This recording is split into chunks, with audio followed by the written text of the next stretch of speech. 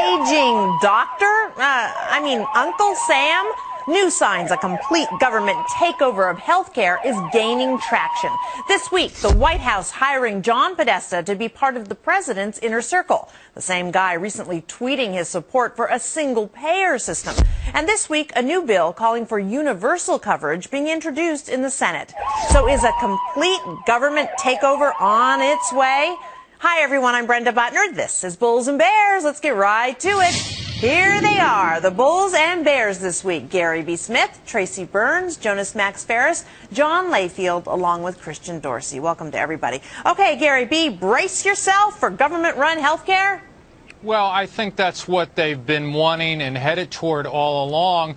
And I'm afraid, very afraid, that's what they might get. Here's the problem. Single payer is basically like Medicare is now. Everyone pays in, everyone gets the benefits. The problem with Medicare, to use an example, is they're running, it's a pyramid scheme, and they're running out of young people to pay for their old people. The ratio used to be 4 to 1, young people, old people.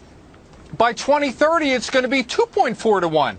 But that's not the only problem. It's running out of money. It's waste in fraud alone, estimated by the Government Accountability Office, $17 billion a year. It provides, Medicare does provide okay coverage. It's just horribly inefficient. And if we get there, you want to talk about with Social Security, Medicare, and now a single-payer system completely bankrupting the company, that's the way to do it. Right, the country. The country, sorry. That's all right. Okay, Christian, you actually like the single-payer system. Absolutely. It's much more efficient than the system that we have right now. So much of health spending goes to administrative overhead for duplication of services and processes. Doesn't make any sense. Doctors spend so much time figuring out how they're going to bill people for money instead of providing health care.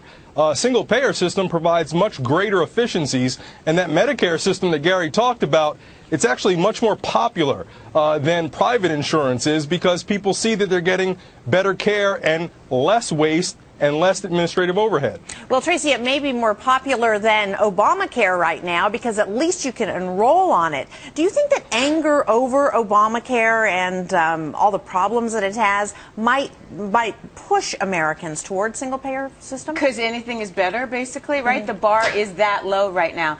Look, I get what Christian's saying, that administratively maybe there's some perks, but it's not all about costs.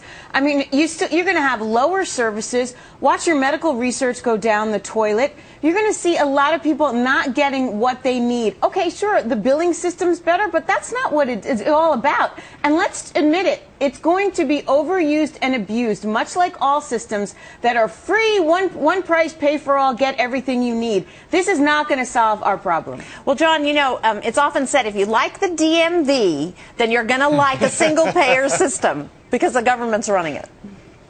Yeah, that's very accurate. And look, the President Obama right now has a lower approval rating than the alleged crack-smoking mayor of Toronto, Rob Ford. So he's not going to be able to get very much passed right now. He just doesn't have the political capital to do it. But when you look at the single-payer system, look at just certain anecdotal things. Like in the United States, if you're diagnosed with diabetes, 93% of people get care within the first 6 months. In Canada, it's 43%. In England, it's 15%. If you have health coverage right now, your coverage is going to be more expensive. You're going to get less quality. If you don't have it, that's a different thing that we're dealing with altogether. That is an economic argument. It is going to be costly no matter what the transition going on right here. And all we're dealing with is who pays. We're not dealing with the problems, and that is health care itself. Jonas, you think this is pretty inevitable, that it's really coming at us?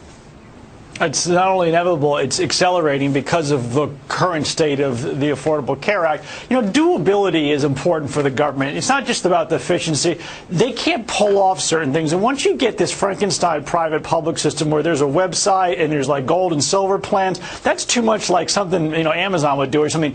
The government, the DMV doesn't make you use their website. They don't have different levels of service. It's something they can pull off as giving you the license renewal. Medicare is something the government can pull off as well as Medicaid. It's mostly just moving money around. The current plan is a little too complicated. It's not just a mandate to get health care. If we had that, that would have been feasible. It's a little too private markety, frankly, and people are mad about it because young people are going to pay for old people. and healthy people having to pay for sick people. And it's so much simpler for people to just make taxpayers pay for it and make, at both ends, old people who aren't quite 65 get onto Medicare, and unhealthy people also get onto this new Medicare. And we're already seeing more people going to Medicaid in most of the states, so that's the direction it's going in. But Jonas, look, that's to Brenda's point, then, that we're choosing mediocrity over crap. I mean, that's what it is. That's where we are, right? You either take this really crappy plan, or we'll go with the one that's sort of better. It's still not right. But not exactly. Where we were before was a very broken system. So it's not like we're going from mediocre to crap. We're going from something that was absolutely going to absolutely consume this country, healthcare spending before the Affordable Care Act. Well, this ain't great, but single payer's better. Okay, go ahead, Gary. Well, first of all, I just cannot agree with Christian Moore, and I totally disagree with Jonas. It paints it as this panacea. Look, payroll taxes would have to go up almost 25% to pay for Medicare. You know, Christian paints it as this, oh my gosh, this great thing that we're going to have that we can't afford. The other thing is he talks about, oh my gosh, the billing system is so much more efficient. Are you kidding me? There's absolutely no incentive in the Medicare system as it is today for a doctor to be efficient. In fact, the doctor could be terrible, and he gets paid the same through the Medicare system as the top doctors. A doctor can order up 20 tests and be the most moronic doctor ever to graduate from Harvard, and yet he gets the same amount of money. This is going to bankrupt the system, just like Medicare is going to bankrupt it, only tenfold, because we're supposedly going to have everyone in the system. This is absolutely ludicrous that people are getting behind this, thinking this is a good thing. It's terrible. Okay, Jonas, go ahead and take him on, because he said he... No, Gary is 100% right on the taxes on payroll taxes would have to go up so high. Well, they have to go up anyway to fix the current problem, which we just talked about. Right. But if we did this, so let's say you had to be, if you were 55 and older, you can go into Medicare, and if you were, we're going to need a tax increase. I'm just saying people would prefer that than being forced into a health care plan that's $200 or $300 a month more than they were paying. That is the path of least resistance for most people. I'm not saying it's a better system. I'm just saying it's doable. And at this point, given the disenfranchisement people are getting from what just happened, it's what the direction we're going to probably go, because they're probably just going to raise it mostly at the high end anyway. And if your payroll tax was up $100 a month, well, you're like, oh, my health insurance was going up $200 a month. What do I care? Okay, that's what's going to happen. But John, what does that do to our economy? Well, it's going to hurt our economy. Look, this isn't free. I mean, we keep saying that everybody gets single payer. That means everybody gets magical health insurance.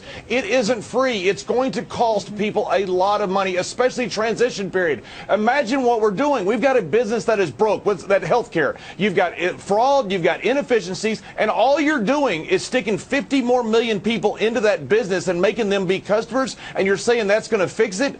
No, it's not going to fix it. It's going to exacerbate the fractures, and it's going to make things much worse. We've done nothing for health care. We're only arguing over who's paying, and that is the tail and not the dog. Okay, all right, that's got to be the last word. Thanks, guys.